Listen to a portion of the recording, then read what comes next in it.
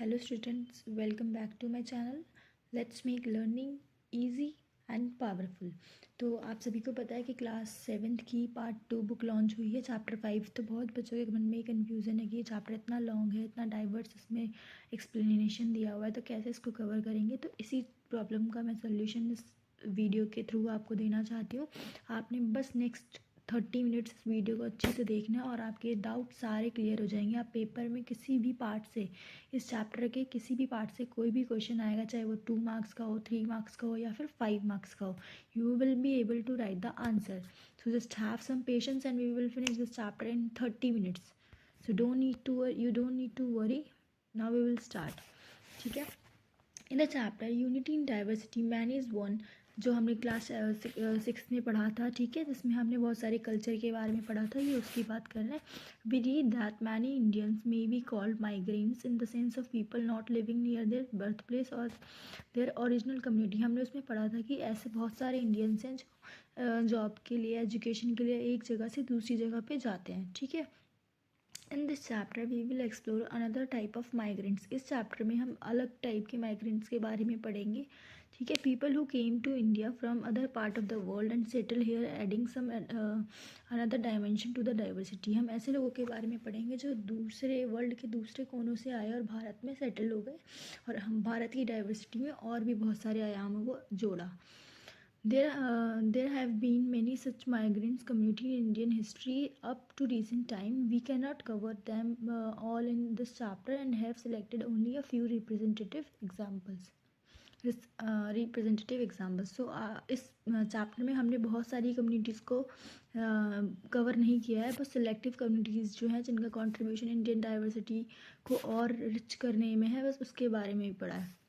मैंने आपकी हेल्प के लिए यहाँ पे इम्पोर्टेंट पॉइंट को हाईलाइट कर दिया. ठीक है, ताकि हम जब भी रिवाइज करें तो इम्पोर्टेंट पॉइंट्स जो हाईलाइटेड पॉइंट्स होते हैं सबसे पहले हमारे वो माइंड में आते हैं. तो इन सारी चीज़ों को ध्यान में रखते हुए हम अपना रिवीजन स्टार्ट करते हैं. The story of Indian Jewish. तो आज हम जूइश के बारे में पढ़ेंगे. हु वर दे, कहाँ से वो आए थे और कैसे वो सेटल डाउन हुए इंडिया में, ये सब देखते हैं. Jewish sought in India in several ways. The persecution of Jews in various countries led to them having to flee their home.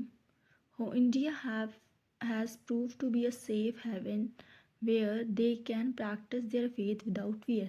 तो जूइस का जो है ना, बेसिकली ये इसका मतलब है कि उन्होंने वो बहुत कई वेव्स में कई बार इंडिया की तरफ वो आए.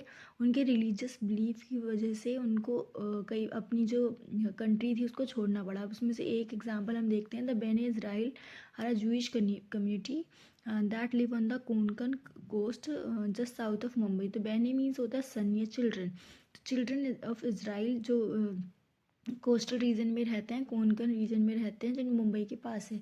According to some scholar they came 175 BC. वो 175 BC में आए, यानी कि almost more than 2000 years before.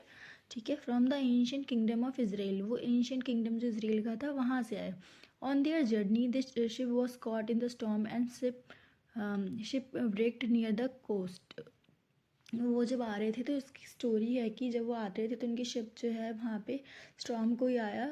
Storm के कारण उनकी जो शिप है वो बेकार हो गई, मतलब उसको नुकसान हो गया. तो काफ़ी लोगों की उस पर डेथ हो गई थी और जो सर्वाइवर्स थे उन्होंने यहाँ पे रहना स्टार्ट करा नियर द कोंकण कोस्ट. ठीक है. Although they lost their Holi book, जो उसमें उनके साथ ट्रेजेडी हुई थी, उसमें उनकी होली बुक जो थी वो मतलब खो गई थी. They remember their prayer and say which says there is only one God. और उनको उनकी जो टीचिंग थी वो उनको याद थी, जिसमें बोला गया था कि भगवान जो है सिर्फ एक ही है. और now we can see largest Jewish community in the India numbering over 25,000 shortly after Indian independence. ठीक है. तो जस्ट इंडिपेंडेंस के बाद ही ये देखते हैं कि उनकी जो नंबर ऑफ़ पीपल हैं वो 25,000 है. Several groups arrived much later. अब जैसे हमने पहले ही पढ़ा कि वहाँ पे कई वेव्स में आए थे. तो जो दूसरी वेव है, जो इम्पोर्टेंट वेव है, उसके बाद फ्रॉम द 175 BC से अब 12 to 9 सेंचुरी में हम देखते हैं facing persecution in their respective countries, some Jews settled near Cochin. जैसे कि मैंने आपको पहले भी बताया कि उनको अपने रिलीजियस प्रैक्टिसेस परफॉर्म नहीं कर पाते थे वो अपनी कंट्री में. ये वन ऑफ द रीज़न था कि उन्होंने इंडिया की तरफ आना सोचा. Some Jews settled near Cochin, present day Kochi. The Raja of Kochi granted them land free of cost as long as the world, sun, and the moon endure. The Jewish built a synagogue. This is the place where they worship. ठीक है, synagogue, which enable them to practice their faith even as they become part of the Indian society. Synagogue में मतलब वो उनको ये assure किया कि they are free to practise their worship, practise their religious belief. Okay, now we will read about Swami Vivekananda. In this part मैंने आपको highlight करके दिया हुआ है. जैसे इसमें इम्पॉर्टेंट है कि स्वामी विवेकानंदा जी ने वर्ल्ड पार्लियामेंट ऑफ रिलीजन जो शिकागो में हुई थी 1893 में, वहाँ पे एक बहुत मेमोरेबल स्पीच दी थी कि India, how India accept all the person who are even abandoned by their own country और कल्चर. ठीक है, this is the picture of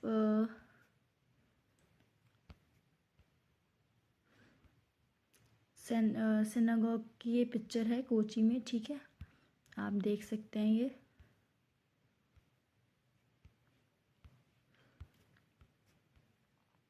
ये आप देखेंगे एक जूइश फैमिली है, how they accepted Indian culture. उन्होंने भारत की सभ्यता को कैसे अपनाया, ये उसका भी एक चित्रण देती है.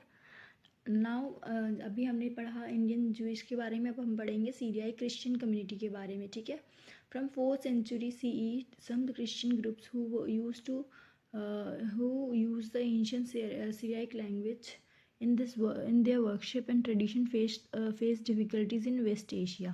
तो जब 4th century onwards जो रोमन एम्पायर है उसने क्या करा था, उसने क्रिश्चियनिटी को अपना स्टेट का रिलीजन बना दिया था. ठीक है, बट सीरियाई they were speaking different language, वो एक दूसरी भाषा बोलते थे, तो वहाँ पे उन्हें कुछ दिक्कतें आने लगी.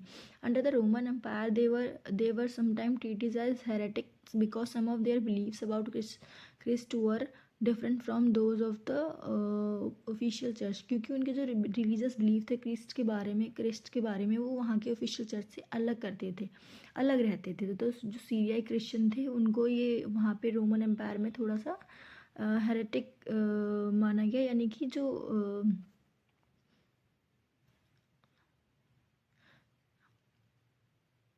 एक स्ट्रॉन्ग बिलीफ जो रूलिंग या फिर जो डोमिनेंट व्यू है उससे डिफरेंट है. ठीक है, नाउ इन पर्शियन एम्पायर, अब ये तो रोमन एम्पायर था, बट इन पर्शियन एम्पायर ना they were suspected of secretly helping the Roman. क्योंकि दे वर क्रिश्चियन तो उनको लगता था कि जो रोमन एम्पायर है वो उसको हेल्प करेंगे, तो पर्शियन एम्पायर में भी उनको काफ़ी ज़्यादा दिक्कतों का सामना करना पड़ा. They were enemies of Persia. Roman and Persia they were not on good terms, वो अच्छी टर्म्स में नहीं थे, तो Persia was not liking it. ठीक है, and were prosecuted as a result. और उनको फिर ऐसा माना जाने लगा, मतलब उनको भी ऐसे देखा जाने लगा कि अच्छी तरह से ट्रीट नहीं किया जाने लगा और अलग अलग तरीक़ों से उनका हैरेसमेंट किया जाने लगा. To escape these persecutions, some Syriac Christians traveled eastward along trade route and reached the Malabar coast of India. तो इस चीज़ से बचने के लिए जो सीरियाई क्रिश्चियन थे उन्होंने ईस्टवर्ड जाना शुरू करा और वो वहाँ पे केरला की साइड आया. और सीरियाई Christian are also called Syrian Christian, they are divided into several sects. ठीक है, बस ये सीरियाई क्रिश्चियंस की स्टोरी है, how they settle down in India. You can see that how they accepted the Indian society's culture also. Now we will move to the next part. We will read about Parsi wise men, about the Parsis. ठीक है, how they settled down in India और what was the role of old man. ठीक है, ये पूरी एक story है. आपको चैप्टर को ना ध्यान से एक कहानी की तरह, एक स्टोरी के साथ तरह समझना है, क्योंकि स्टोरी के साथ हम अच्छे से कनेक्ट हो पाते हैं. हमें बस we are reading about real people real events और रियल डिसीजंस। तो हमें बस रटना नहीं है, हमें समझ के ही चलना है। हमें कोशिश करनी है कि हम एक, जैसे हम कोई मूवी की स्टोरी एक बार देखते हैं तो हम उसको हमेशा याद रखते हैं। आज से 10 साल पहले भी हमने कोई मूवी देखी होगी तो वी रिमेंबर इट, क्योंकि हम उसको एक कहानी की तरह लेते हैं कि कैसे कब हुआ, एक सीक्वेंस में बना के रखते हैं। तो वैसे ही हम इस चैप्टर को करेंगे, क्योंकि यहाँ पे बहुत सारी स्टोरीज़ हैं। तो हमें एक सीक्वेंस में लेके चलना है कि कौन सा जो ग्रुप ऑफ पीपल है वो कहाँ से माइग्रेट हुआ है, या फिर उन्होंने क्या क्या चीज़ें फेस करी। Just remember it. रटने की कोई ज़रूरत नहीं है, बस ध्यान से पढ़ना है और चीज़ों को याद रखने की कोशिश करनी है। ठीक है, चलो shall we now we will start continue.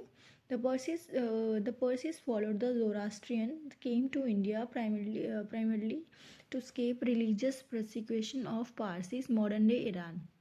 जो पारसीस थे वो जो उनके साथ परसिक्यूशन, जैसे मैंने आपको बताया ना, अलग अलग वे में हारस करना, तो वो पर्सिया में हो रहा था उनके साथ, जो मॉडर्न डे ईरान है, जिसकी वजह से वो 7th सेंचुरी सीई में भारत की तरफ आने लगे। Zoroastrianism was the state religion of the mighty Sassanid empire.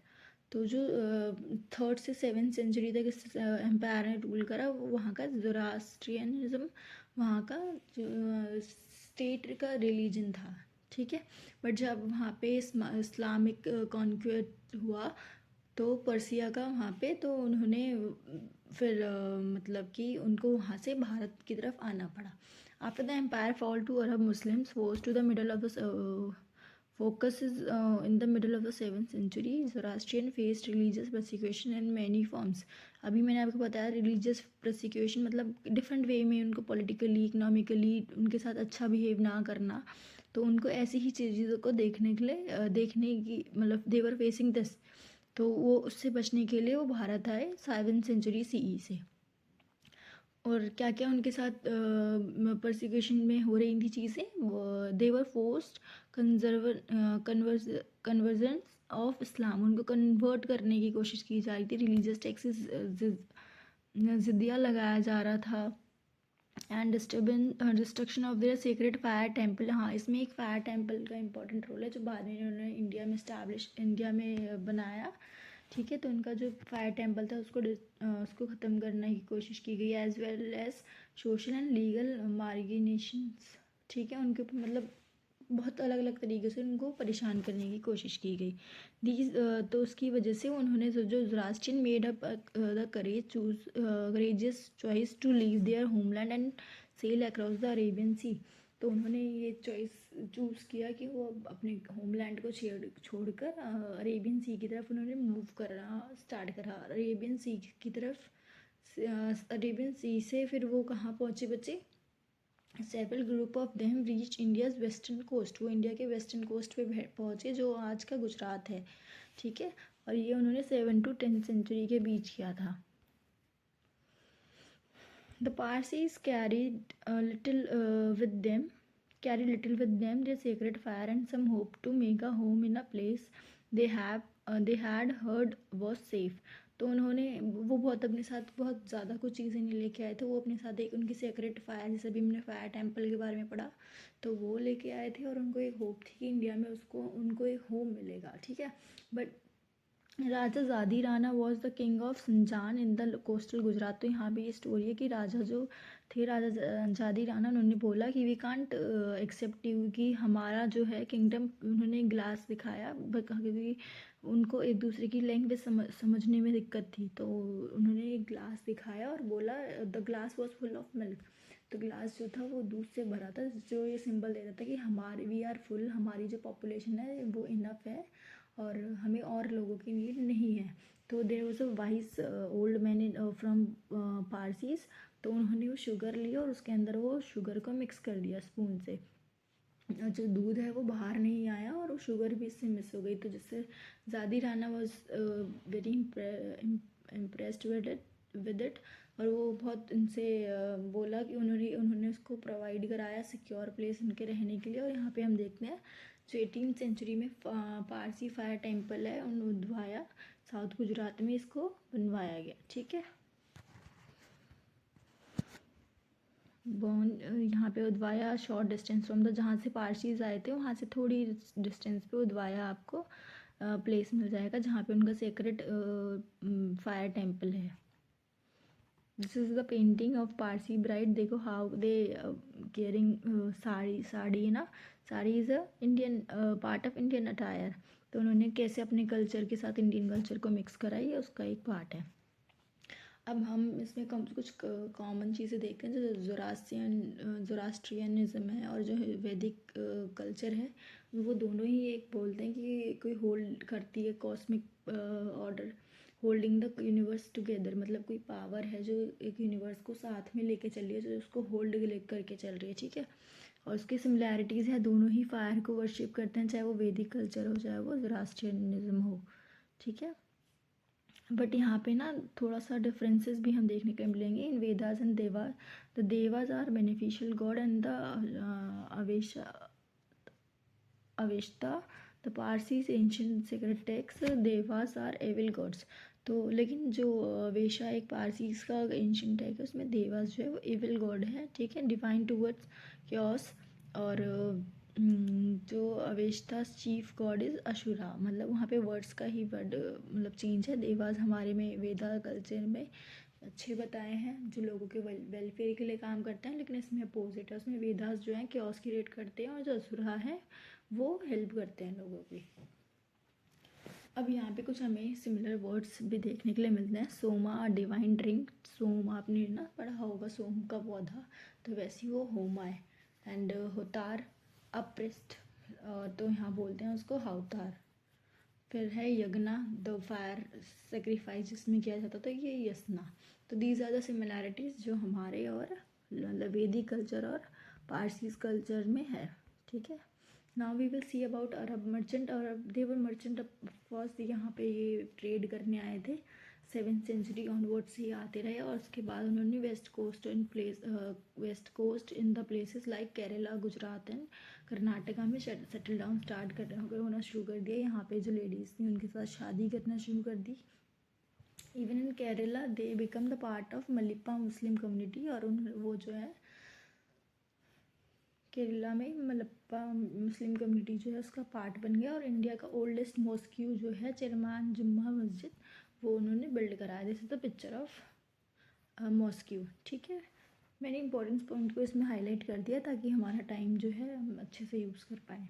The African community, अच्छा जितनी भी हमने अभी कम्युनिटीज़ पढ़ी हैं उन सबका ये था कि देवर ट्रेडर्स, या फिर कई जो थे वो रिलीजियस बिलीफ को फॉलो ना कर पाने के कारण इंडिया आए थे, और कई जो हैं एक सेफ प्लेस की सर्च में इंडिया आए थे, अपनी मर्ज़ी से ही आए थे, ठीक है। तो अब लेकिन अफ्रीकन जो कम्युनिटी है उनके साथ ऐसा नहीं था, वो देवर बॉट एज अ स्लेव, उनको स्लेव बना के लाया गया था फ्रॉम अफ्रीका। तो ऐसी ही कम्युनिटी है सिद्दीज़ ऑफ अफ्रीकन ओरिजिन, वो अफ्रीकन ओरिजिन के हैं सिद्दीज़।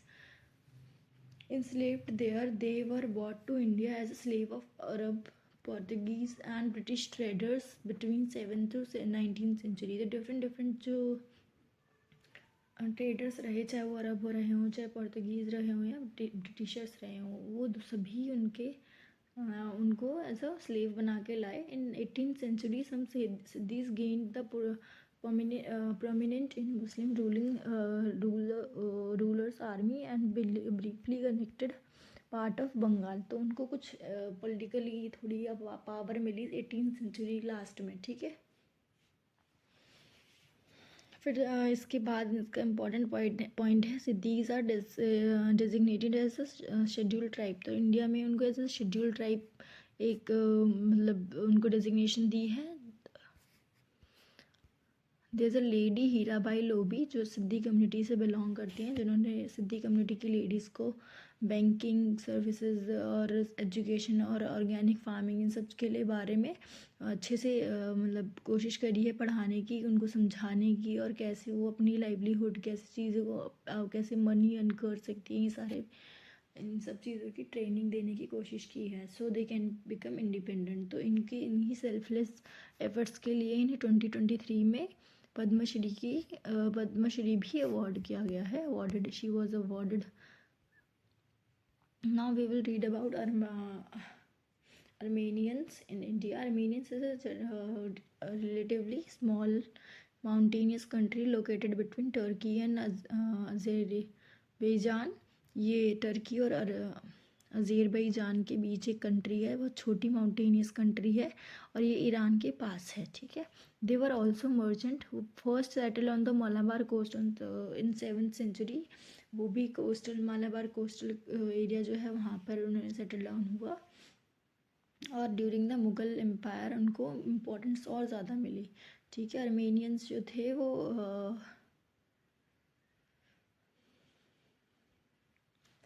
जो मुग़ल रूलर्स थे उनकी कोर्ट्स में भी काफ़ी एक्टिवली उन्होंने रोल प्ले किया.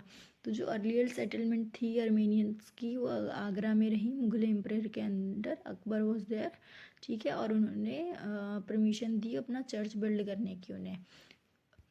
Abul high was the chief justice in the Akbar's court while lady Juliana was a doctor in the royal palace. तो ये दोनों आप देख सकते हो कैसे ये जो आर्मेनियंस थे उनको जो और अकबर का या फिर हम बोले मुग़ल रूलर्स थे जितने भी उनके यहाँ पे कैसे मतलब दे टुक द अपॉर्चुनिटी, उनको अपॉर्चुनिटी भी मिली ताकि जैसे अभी हमने सिद्धीस के बारे में पढ़ा, दे वर स्लेव्स. लेकिन बाकी सारे ग्रुप्स थे उनको अपॉर्चुनिटीज़ भी मिली और they were trying there to grow, they were trying to grow in the country, ठीक है. तो ये सारी कम्युनिटीज़ जो हैं ये अच्छे से ग्रो कर पाई economically, politically. They make a stand in India. The Armenians also settled in Surat, Kolkata, Chennai and building school and churches and cemeteries, ठीक है. उन्होंने मतलब और भी साइड जो है कंट्री की वहाँ सेटल डाउन होना स्टार्ट कर दिया. The thriving trade route of Madras drew Armenian merchant who settled there around the 17th century. अब यहाँ पे मद्रास के आसपास भी 17th सेंचुरी में जो अर्मेनियंस थे उन्हें सेटल डाउन होना शुरू करा. Now we will read about Baha'i communities. इसमें इम्पॉर्टेंट पॉइंट ये है in the middle 18th century में ही जो 18th सेंचुरी थी उसमें इसको ये जो रिलीजन है ये बना, ठीक है. और इसके जो फाउंडर हैं led by a man Baha'u'llah, उनके फाउंडर हैं, ठीक है. और जैसे कि आपको पता ही है कि जो ईरान का रूलिंग रिलीजन था वो उन्होंने इनको मतलब इनकरेज ज़्यादा नहीं किया. उनके साथ भी उन्होंने मतलब they didn't treat them well. तो उसकी वजह से जो बहाइस थे they had started arriving in India during 19th century. तो they it was started between in the mid 80s, ठीक है. और 18th सेंचुरी और यहाँ पे उन्होंने 19th सेंचुरी से इंडिया की तरफ ट्रैवल करना शुरू कर दिया. और अभी इंडिया में बहुत सारे ऐसे लोग हैं जो इस रिलीजन को फॉलो करते हैं. और इसका ही एक आपको स्पेशल आपने सबने नोटिस किया होगा लोटस टेम्पल. ये बहाई कम्युनिटीज़ के बारे में बहाई कम्युनिटी से रिलेटेड एक टेम्पल है, ठीक है. The good Maharaja and the polish children. इसमें ही बच्चे ये दिया हुआ है कि during the second world war, ठीक है, जो 1939 से 45 के बीच हुई थी, 1945 के बीच. तो जब जर्मनी ने इन्वेड कर दिया था in Poland, Germany and other countries, तो वहाँ पे उसकी वजह से बहुत सारे बच्चे और फैमिलीज जो थे वो एक दूसरे से अलग हो गए थे. तो इंडिया के जो किंग थे, इंडिया के one of the king of India Digvijay Singh ji, Ranjit Singh ji Jadeja, maharaja of Nawanagar जिसको हम जामनगर कहते हैं, वो उनको इस ट्रेजेडी से बहुत ही वो उनको हार्ड मतलब ही वो चाहते थे कि वो कैसे भी किसी की उन लोगों की हेल्प करें जो अपनी फैमिली से अलग हो गए. तो उन्होंने और रेड क्रॉस एक ऑर्गेनाइजेशन है उससे साथ मिलकर काम किया और ऐसे बच्चों को रेस्क्यू किया और वो ऐसे बच्चों को इंडिया ले गया. फ्रॉम 1942 टू 1946 वो बच्चे इंडिया में रहे और उसके बाद उनको बोला गया कि अगर वो चाहते हैं तो वो जा सकते हैं. तो फॉर दोज ईयर उन्होंने उनकी बहुत हेल्प करी और कोशिश करी कि वो अपने घर तक सेफली पहुंच जाए, ठीक है. तो इनकी इसी सेल्फलेस एफर्ट के लिए उनको एक मॉन्यूमेंट दिया, आप देखोगे मॉन्यूमेंट दिया हुआ है वार्सो में, ये मॉन्यूमेंट है। वहाँ के प्रेसिडेंट ने, पोलैंड के प्रेसिडेंट ने ये मॉन्यूमेंट जो है उनको उनके इस कंट्रीब्यूशन के लिए बनवाया है। Now we will read about Tibetan refugees in India.